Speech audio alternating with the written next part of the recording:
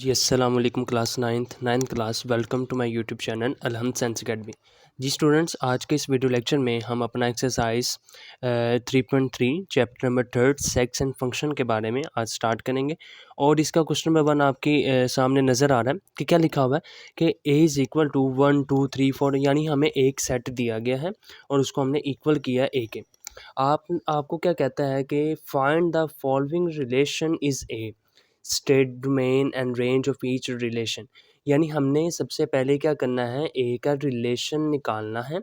ए का रिलेशन कैसे निकालेंगे वो देखते हैं। और उसके बाद उन्होंने आगे 4 पार्ट्स दिए हुए हैं, यानी आपके सामने ये 4 पार्ट्स भी नज़र आ रहे होंगे।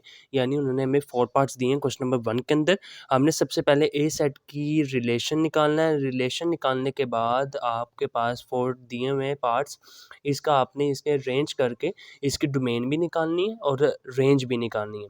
चलिए स्टार्ट करते हैं आज के इस वीडियो को और एक्सरसाइज 3.3 को भी, कि यहाँ पर जो हमारे पास सबसे पहले ए था, यानी ए इज़ इक्वल टू, मैं यहाँ पे आपके सामने लिखता हूँ, ए इज़ इक्वल टू एक सेट बनाते हैं, यानी 1 2 3 4 एक सेट बना दिया। आगे वो कह रहा था इसका रिलेशन बनाना। रिलेशन तो आपको पता है कि एक कपल होगा तो उसके साथ ही सारे आगे चार्ट्स वगैरह निकलेंगे ना। इसी तरह से यहाँ पर भी एक ए था हमारे पास सेट, तो आपने दूसरा भी ए के साथ ही रिलेशन बनाएंगे। यानी आपने मल्टीप्लाई कर देना है ए को ए के सेट के साथ ही। यानी मैंने ए के सेट को ए के साथ ही मल्टीप्लाई कर दिया। अब इसके बाद क्या करना है, अब इसके बाद आप यहाँ पर क्या करेंगे, इक्वल आप अलग-अलग सेट बना देंगे। यानी आपने 1 को इसके साथ अलग मल्टीप्लाई करना है, फिर आगे आपने 1 को 2 के साथ अलग, फिर आगे 1 को 3 के साथ अलग, 1 को 4 के साथ अलग। यानी हम यहाँ पे रिलेशन बना रहे हैं।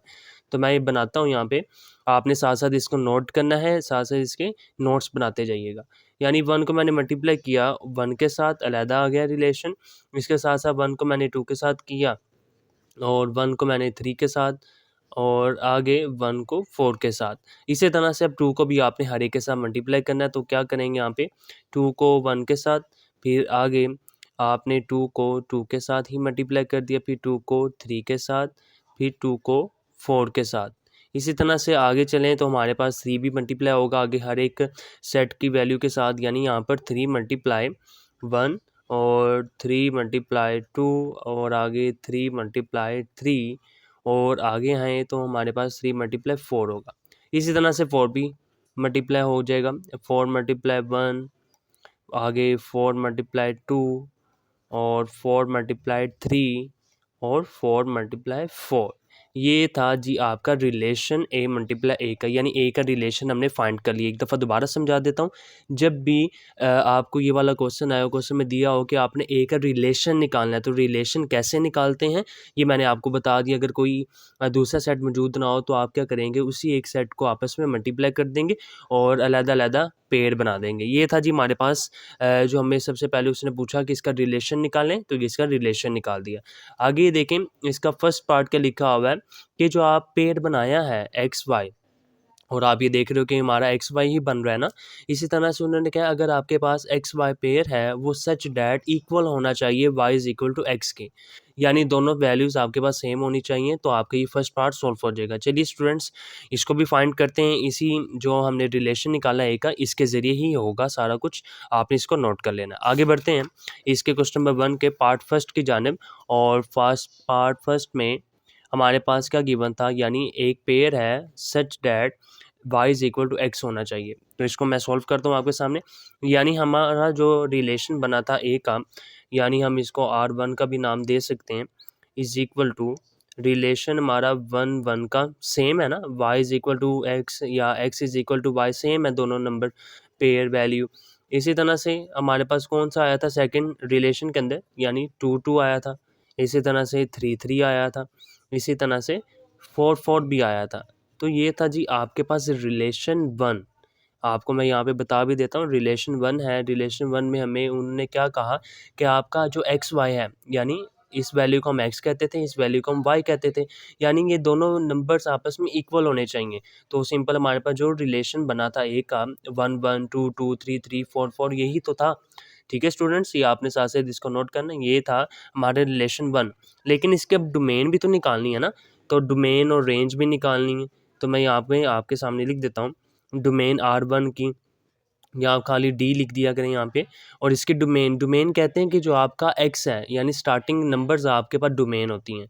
तो मैं यहाँ पे लिख सकता हूँ ना, मेरे पास यहाँ पे 1 था स्टार्टिंग में, यहाँ पे 2 था, यहाँ पर 3 था, और यहाँ पर 4 था डोमेन। इसी तरह से रेंज आप कह सकते हो कि लास्ट वाई वाली वैल्यू ये आपके पास रेंज में आती है, यानी 1 2, यहाँ पर भी 3 था और यहाँ पर भी 4। यानी हमने क्वेश्चन नंबर 1 का पार्ट फर्स्ट में हमने ये चीज़ फाइंड की कि आपने ऐसा नंबर ढूंढना जो आपस में इक्वल हो, एक्स और वाई इक्वल हो, हमने निकाल लिया। फिर डोमेन निकाली, डोमेन थी कि आपका स्टार्टिंग फर्स्ट वाले नंबर, और रेंज क्या थी, लास्ट वाला नंबर। ये था जी आपके पास पार्ट फर्स्ट। अब हम सेकंड पार्ट की जाने बढ़ते हैं। सेकंड पार्ट में क्या लिखा हुआ है कि जो आपके पास पेयर है एक्स वाई का, अब वो सच डैट आप y के अंदर अगर x पुट करेंगे तो आपके पास 5 बनना चाहिए। ये थोड़ा ये काम है समझने वाला आपका। मैं यहाँ पे लिख देता हूँ रेंज टू या relation two is equal to, आपने वो पेयर ऐसा ढूंढना है जिसके अंदर यानी y के अंदर हम कोई x वाली वैल्यू ऐड करें तो वो 5 बन जाए। तो आपके पास तो सिंपल रिलेशन में ए में तो ये था ना 4 1 इज इक्वल टू 5। इस तरह के नंबर हमने ढूंढने कि 2 + 3 इज इक्वल टू 5। इसी तरह से आगे आप देखो तो 3 + 2 इज इक्वल टू 5 होता है, और आगे 4 + 1 इज इक्वल टू 5। यानी ये रिलेशन है, ये रिलेशन आपने इसको इसी तरह से फाइंड करने। यानी y क्या था 4 है, और आपने x कर देना प्लस, यानी 4 + 1 इज इक्वल टू 5। इसी तरह से 3 था, 3 + 2 इज इक्वल टू 5। इसी तरह से 2 था, 2 + 3 इज इक्वल टू 5। इसी तरह से 1 + 4 इज इक्वल टू 5। ये जितने भी रिलेशन ए में बनते थे मैंने यहाँ पर राइट कर दिया। अब हमने इसकी डोमेन भी निकालनी है और इसकी हमने रेंज भी निकालनी है। डोमेन आपको पता है कि स्टार्टिंग वाले नंबर हमने लिखने होते हैं। मैं यहाँ पे लिख देता हूँ 1 2 3 4। इसी तरह से रेंज का भी लास्ट नंबर थे और सीक्वेंस बना के लिख देते हैं 1 2 3 4। ये भी सेम आ गया, यानी हमारा क्वेश्चन नंबर 1 का सेकंड पार्ट का भी आंसर आ चुका है। अब हम बढ़ते हैं इसके थर्ड पार्ट की जानिब। और थर्ड पार्ट में क्या हमारे पास स्टेटमेंट दी हुई है कि थर्ड पार्ट कहता है कि आपके पास जो पेयर है एक्स वाई का, इसमें अगर मैं x + 1 वाई करूँ, यानी x + y करूँ, तो वो लेस होना चाहिए 5 से, यानी 5 से अब छोटा नंबर हमने ढूंढना है पेयर के अंदर। तो मैं यहाँ पे R3 लिख देता हूँ क्योंकि ये रिलेशन थर्ड है। तो यहाँ पर सेट में ऐसे कौन से नंबर आते हैं हमारे पास, मैं यहाँ पे लिख देता हूँ 5 से छोटे होने चाहिए। जितने भी आते हैं वो 5 से छोटे हमने लेने, यानी 1 1 इज इक्वल टू 2 हो जाएगा।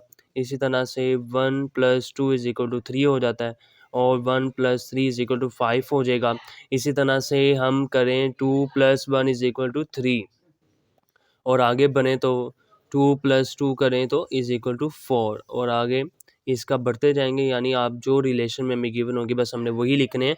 तो यहाँ पे 3 + 1 इज इक्वल टू 4, यानी हमने 5 से लेस देन देखना है, तो इसकी डोमेन निकालनी है और इसकी रेंज भी निकालनी है। डोमेन आपको पता चल गई होगी, यानी यहाँ पर हमारे पास 1 आ रहा है। एक एक चीज़ मेरी यहाँ पर याद रखिएगा, यहाँ पर भी 1 है, यहाँ पर भी 1 है, यहाँ पर भी। तो आपने कन्फ्यूज़ नहीं होना, बस एक दफ़ा नंबर फ़ॉलो किया जा रहा है तो आप एक दफ़ा लिख देंगे। आगे 2 है, 2 लिख दो, फिर आगे 2 है, कोई इश्यू नहीं, हमने लिखा हुआ है। 3 आगे आ जाता है तो आप 3 लिख देंगे, ये डोमेन होगी। इसी तरह से रेंज भी आपके पास निकल आएगी। यहाँ पर 1 है, 1 लिख दिया, यहाँ पे 2 था, 2 लिख दिया, यहाँ पे 3 था, 3 लिख दिया। आगे भी है 1 फिर 2 फिर 1। इस तरह से आपने कन्फ्यूज़ नहीं होना, आपका आंसर आ चुका है। जी स्टूडेंट्स, ये था जी आपके पास क्वेश्चन नंबर 1 का फर्स्ट पार्ट भी हो गया, सेकंड भी हो गया, थर्ड भी हो गया। अब हम लास्ट पार्ट की जानिब बढ़ते हैं और इसका भी सीक्वेंस जाने की कोशिश करते हैं। यहाँ पे क्या किया हुआ है, एक पेयर है एक्स वाई का आपके पास, सच डैट अगर आप x + y करो तो आपके पास ग्रेटर होना चाहिए 5 से नंबर, यानी अगर हम दो नंबर को आपस में प्लस कर दें पेयर का ही तो वो 5 से ग्रेटर होना चाहिए। तो यहाँ पर हम रिलेशन 4 लिख देते हैं, और इसमें ऐसा क्या नंबर है, इसमें हमारे पास 2 + 4 इज इक्वल टू 6। इसी तरह से 3 + 3 इज इक्वल टू 9। 5 से ग्रेटर होना चाहिए ना, तो आप रिलेशन में देखेंगे एक तो मिल जाएंगे। इस मैं वही लिख रहा हूँ यहाँ पे, और आगे 4 + 2, और आगे 4 + 3, और आगे हमारा 4 + 4, यानी ये हमारे तकरीबन सारे नंबर ही हम जो बनते थे 5 से ग्रेटर हमने वो लिख दिए। अब इसकी डोमेन भी निकालनी है और इसकी रेंज भी निकालनी है। डोमेन में क्या आएगा, आपके पास 2 3 3 4, यानी आपके पास 2 3 4 आ जाएगा। इसी तरह से आपके पास रेंज में देखें तो हमारे पास वही नंबर फॉलो किए जाएंगे 2 3 4। जी स्टूडेंट्स, ये था जी हमारे पास क्वेश्चन नंबर 1 के कंप्लीट पार्ट्स। एक दफ़ा दोबारा आपको रिवाइज करवा देता हूँ कि हमने इसमें किया क्या था। क्वेश्चन नंबर 1 में हमें एक चीज़ बताई गई कि आपके पास हम एक सेट आपको देते हैं, एक सेट यानी 1 2 3 4 यानी जिसके अंदर वैल्यूज़ हमें लिखी हुई हैं। अब इसमें करना क्या था, इसमें आपने रिलेशन निकालना था, ए के ज़रिए से हमने रिलेशन फाइंड करना था। आपके सामने मैंने वो निकाल दिया, रिलेशन हमारा निकल आया था। लेकिन रिलेशन निकालने के बाद उन्होंने आगे कहा कि आप इन फॉलोइंग पार्ट्स को भी सॉल्व करें। फर्स्ट पार्ट में क्या कहा था कि आपके पास जो पेयर होगा, उस पेयर को आपने ढूंढना है कि ऐसा नंबर जो इक्वल हो एक्स के, या y is equal to x के, या x is equal to y के। और सेकंड पार्ट में क्या था कि आपके पास वही पेयर हो और आपने क्या करना है, वाई के अंदर अगर आप ऐड करो एक्स को तो वो 5 बने, तो वो हमने नंबर ढूंढ लिए थे। इसी तरह से अगर हम दोनों को प्लस करते हैं तो वो 5 से छोटा नंबर बनना चाहिए, ये भी हमने फाइंड कर लिया था। इसी तरह से लास्ट में क्या था, दोनों नंबर को हमने प्लस करना है और 5 से ग्रेटर होना चाहिए, ये हमने चीज़ फाइंड की थी।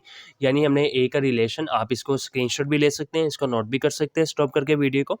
और इसके आगे हमने 4 पार्ट्स भी सॉल्व किए थे। फर्स्ट पार्ट ये आपके सामने मौजूद है, आप इसको भी नोट कर सकते हैं। और ये आपके पास सेकंड पार्ट भी इंतहाई ईजी था, और इसी तरह से थर्ड पार्ट भी इंतहाई ईजी, और फोर्थ पार्ट भी। जी स्टूडेंट्स, ये था जी हमारे पास एक्सरसाइज 3.3 का क्वेश्चन नंबर 1। अब हम बढ़ते हैं इस एक्सरसाइज के क्वेश्चन नंबर 2 की जानिब।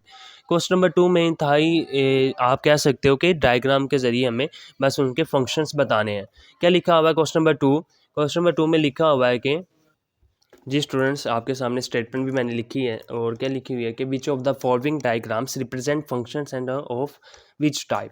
यानी हमारे पास ना यहाँ पर भी 4 पार्ट्स गिवन है, और 4 पार्ट्स के अंदर डायग्राम्स बनाई हुई है और इसके अंदर फंक्शंस लिखे हुए हैं। तो आपने बस बताना है कि जो हमने डायग्राम बनाई है और वो किस फंक्शन के बारे में है, और उसके डायग्राम से हमें रिप्रेजेंट करके बताएं। तो ये आपके पास, एक तो बता दूं, ये आपके पास एमसीक्यूज में तो आ नहीं सकता। ये शॉर्ट में अगर पूछा जाए तो वो डायग्राम बनानी पड़ेगी, अदरवाइज़ ये आपने बस लॉजिक वाइज याद रखने हैं कि इसमें बात क्या हो रही है, ये चीज़ आपको याद रहे।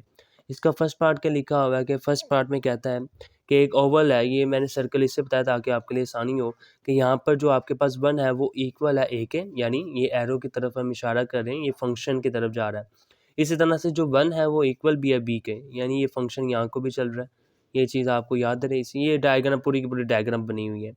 तो इसका फंक्शन, ये हमारे पास कोई फंक्शन नहीं बनता। आपको बता दूं फंक्शन के 4 टाइप्स होती हैं, तो आगे जाके आप पढ़ेंगे भी, लेकिन इस कोर्स के अंदर हमारे पास बाइजेक्टिव का जिक्र है।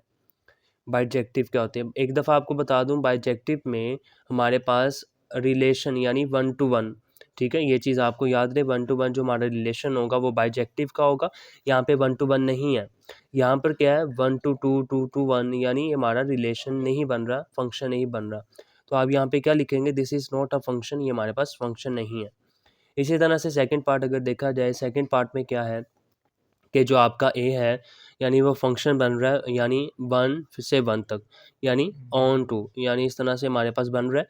तो ये भी आपके पास क्या आएगा, this is a function and bijective function. ये सिर्फ आपने एमसीक्यूज के लिए लॉजिक वाइज याद रखनी है, और साथ साथ बुक के ऊपर ही लिखते जाएं। ये हमारे पास सेकंड पार्ट था।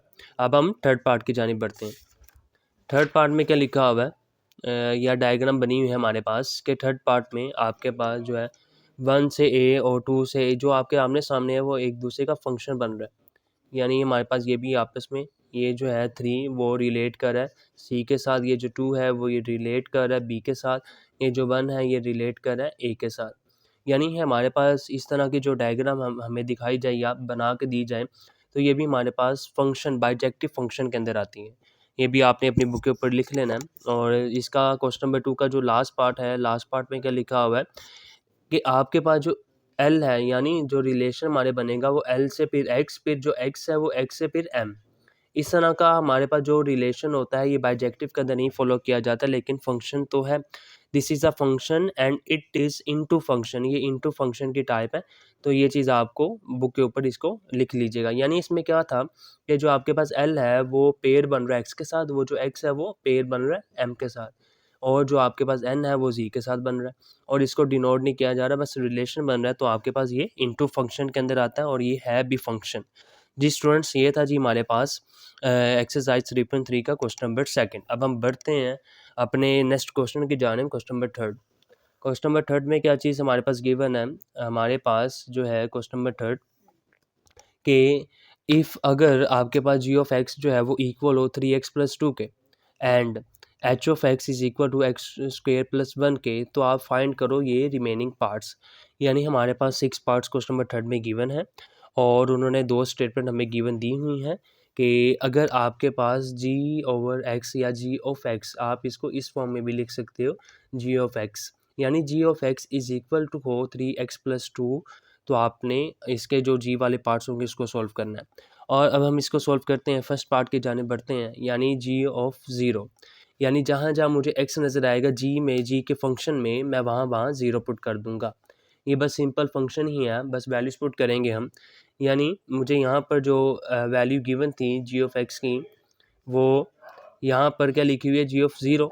तो मैं यहाँ पर क्या लिखूँगा, जी ऑफ एक्स एक फंक्शन जो हमें गिवन था, g of x is equal to 3x+2, वो गिवन था। आपने जहाँ जहाँ एक्स नज़र आता है वहाँ वहाँ ज़ीरो पुट करना है। तो मैं यहाँ पर लिख देता हूँ कि मुझे जहाँ जहाँ एक्स नज़र आए मैं वहाँ वहाँ ज़ीरो पुट कर दूँ, या आप रेफरेंस वर्ड की हेडिंग दे के भी लिख सकते हो। मैं यहाँ पे अब ज़ीरो पुट करने लगा हूँ एक्स की जगह, यानी यहाँ पर भी ज़ीरो प्लस आगे 2। अब इसको आगे सॉल्व करते हैं, यानी 3 को मल्टीप्लाई करें ज़ीरो के साथ तो ज़ीरो ही आएगा, 0+2 इज़ इक्वल टू, आपके पास इसका आंसर आएगा 2, यानी जी ऑफ ज़ीरो का जो आंसर आया है हमारे पास इक्वल आया है 2 के। ये इसका फर्स्ट पार्ट का आंसर आया। अब हम सेकंड पार्ट की जानिब बढ़ते हैं और सेकंड पार्ट में भी हमारा जी फंक्शन जो गिवन था वही फॉलो किया जाएगा, यानी जी of x is equal to 3x+2 के, यानी मुझे जहाँ जहाँ x की वैल्यू नज़र आएगी अब मैं वहाँ वहाँ -3 पुट करूँगा। ये चीज़ आपको याद रहे, यानी मैं -3 पुट कर रहा हूँ तो इक्वल आएगा 3x की वैल्यू -3 और आगे +2, यानी जी ऑफ -3 इज़ इक्वल टू, अब मैं 3 को 3 के साथ मल्टीप्लाई करूँगा, क्या आएगा 9, और बड़ी वैल्यू के साथ या माइनस का साइन भी लिखा हुआ है तो -9 + 2 लिख दूँगा। आगे बढ़ें तो जी ऑफ -3 इज़ इक्वल टू -9 + 2, यानी माइनस प्लस माइनस होगा, माइनस का साइन लगाएंगे, क्यों लगाएंगे, क्योंकि बड़ी वैल्यू के साथ था। आगे माइनस करना हमने वैल्यूज़ को, तो हमारे पास इसका आंसर आएगा -7, यानी मैं यहाँ पे इसको लिख दिया। ये भी हमारे पास इसका सेकंड पार्ट भी लिखा निकल आया। अब हम इसके थर्ड पार्ट की जानिब बढ़ते हैं, क्वेश्चन नंबर 3 के, यानी वहाँ पर क्या लिखा हुआ है हमारे पास कि जी ऑफ 2 डिवाइडेड बाय 3, यानी मैं यहाँ पे लिख सकता हूँ मैं यहाँ पे वही फंक्शन लिख सकता हूँ जी का, यानी जी of x is equal to, और यहाँ पर 3x+2 मैं राइट कर दिया, लिख दिया। और अब आपको जहाँ जहाँ x नज़र आएगा अब आपने 2 डिवाइडेड बाय 3 वहाँ वहाँ लिखना है। अब मैं यहाँ पर वैल्यूज पुट करूँगा x की जगह, यानी जी ऑफ 2/3 इज़ इक्वल टू 3/2/3 आगे +2, यहाँ पर भी g/2/3 इज़ इक्वल टू, अब अभी देख रहे हो कि यहाँ पर ब्रैकेट के अंदर डिवाइड हो रहा, बाहर 3 है, तो यहाँ पर आप ये देख सकते हो कि ब्रैकेट के अंदर जो डिनोमिनेटर है वो 3 है और बाहर मल्टीप्लाई में भी 3 है, यानी हमारे पास ये वैल्यू कैंसिल आउट हो जाएंगी और पीछे क्या बच जाएगा हमारे पास 2+2, यानी हमारे पास यहाँ पे 2+2 और क्या आंसर आएगा 4 आंसर आएगा। यहाँ पर जी ऑफ डिवाइडेड बाय 3 करें तो ये आंसर बनता है। इसी तरह से अब हम बढ़ते हैं इसके फोर्थ पार्ट की जानिब। फोर्थ पार्ट में हमारे पास क्या है, अब एच का फंक्शन हम फॉलो करेंगे, यानी मुझे जहाँ जहाँ एच नज़र आएगा अब मैं वहाँ वहाँ 1 पुट करूँगा, यानी यहाँ पर मैं लिख सकता हूँ h of x is equal to x² + 1, और मुझे जहाँ जहाँ x नज़र आ रहा है फिर वहाँ वहाँ मैं 1 पुट कर दूँगा। ये चीज़ आपको याद रहे। अब मैं यहाँ पर कर सकता हूँ, यानी x की जगह 1 और यहाँ पर x की जगह 1 और उसका होल का स्क्वायर है तो स्केल लगा दूंगा, आगे +1, यानी h ऑफ 1 जो है वो इक्वल आया 1 का स्क्वायर इज इक्वल टू 1 आगे +1, यानी h ऑफ 1 इज इक्वल टू 2, इसका आंसर आ गया।